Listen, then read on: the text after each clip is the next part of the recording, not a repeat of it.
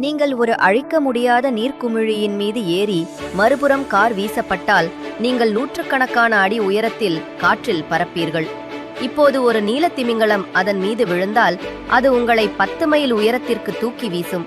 ஆனால் ஒரு விண்கல் விண்வெளியிலிருந்து விழுந்து அந்த குமிழியை மோதி தாக்குமானால் அதன் சக்தி உங்களை ஒரு ராக்கெட்டை விட வேகமாக மேலே. பின்னர் நீங்கள் சென்னையில் உள்ள ராகுல் செல் பார்க் அண்ட் எலக்ட்ரானிக்கில் தரை இறங்குவீர்கள்.